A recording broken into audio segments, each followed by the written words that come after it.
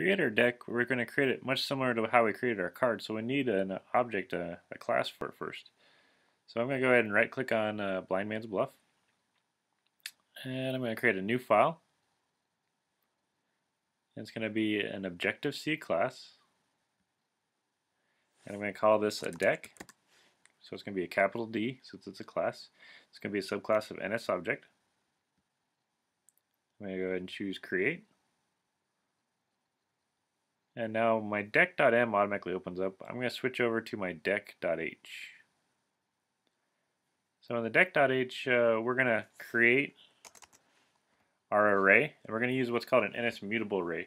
It's a very useful array that allows us to modify the content a lot easier than if we use an NS array.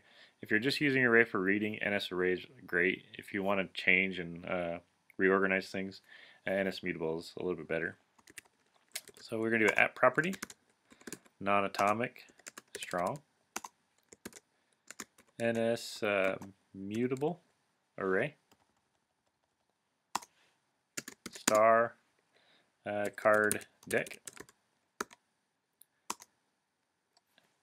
So we're going to have this card deck, which is basically an NS-mutable array of some kind of objects. Those objects are they're going to be cards. We're going to have one function, so I'm going to do minus ID. We're going to do init with a full deck. And one thing we're going to have to do, our deck is going to have to know about cards. So we're going to have to import those cards. So import card.h. Remember, anything that you create, so any files you create, you put quotations around. Anything that's like an Apple Foundation type thing, you're going to put HTML type less than and greater than symbols. Okay, so it's giving us a warning. That's because we haven't synthesized yet. Before I do that though, I'm going to go ahead and just copy this init with a full deck. I'm going to go over to deck.m, do my @synthesize card deck, and I'm going to paste in init with a full deck, and then I'm going to return self real quick so it gets rid of that error.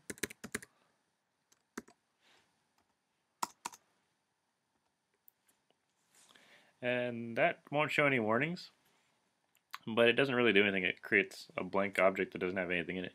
So the first thing we need to do is kind of just initialize our card deck itself. So we're going to do a check if not card deck. So if our object doesn't exist, we're going to lazily create it. We're going to say card deck equals NS mutable array alloc init with capacity. We're going to give it a capacity of 52 because there's 52 cards.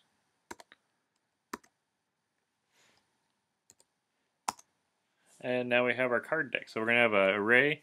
It has a capacity of 52, no more, no less. And we're going to add some cards to it. Now I could go through the list and type out 52 temp cards, but we're going to save us a lot of effort by using some looping. So we're going to do for int I equals 1, so aces will be 1s. I is less than or equal to 13, because there's 13 cards in a deck. And then I plus plus, so each time around we're going to increment to the next card. And I'm going to do a card star temp 1 equals a card. We're going to allocate our space. We're going to use our init function, so init with suit. We're going to start with clubs.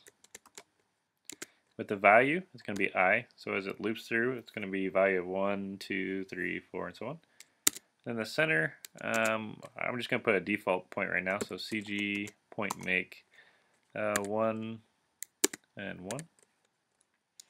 And we'll change those later on when we get our card sprite in. I'm going to need to create 4 of these temp ones so that I can create my clubs, my spades, my hearts, and my diamonds. So card star temp 2 equals card alloc init with the suit at spades value I and a CG point make 1 1. Close that out. We got 2 more cards to go.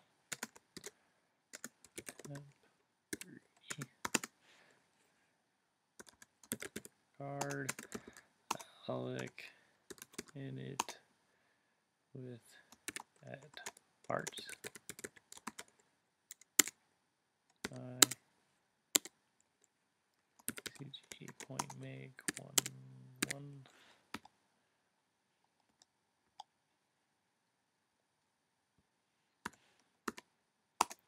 And the final one is going to be diamonds.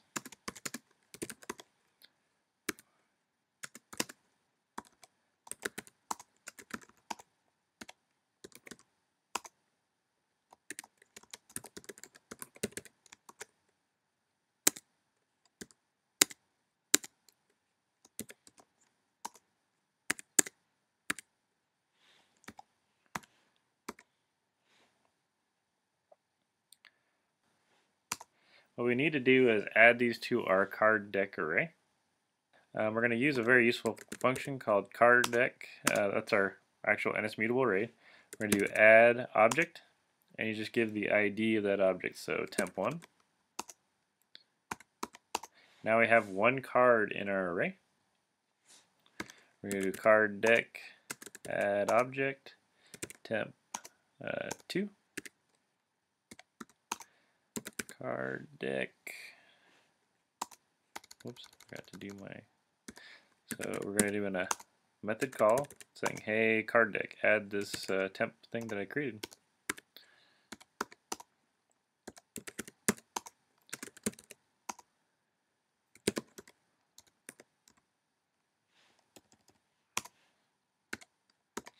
Alright, so you should add all 4 of these temp values. So it adds the 1 of clubs, 1 of spades, 1 of hearts, and 1 of diamonds, which is the ace. And when we're going through, if we want ace to be high, we'll just make a note saying if it's 1, it's higher than 13. And then the next time through the loop, it'll add the 2 of clubs, 2 of spades, 2 of hearts, 2 of diamonds. Next time through, it'd be the 3 of clubs, 3 of spades, 3 of hearts, 3 of diamonds. So you can see this is going to save us a lot of typing, because otherwise we'd have to type out all 52 cards. Now we just have to type out 4 of them and then add them to the array. Okay, go ahead and get yours to do that. And the next one, we're going to start logging this entire deck. And then we'll also create a function to kind of shuffle the deck so it's not all in order.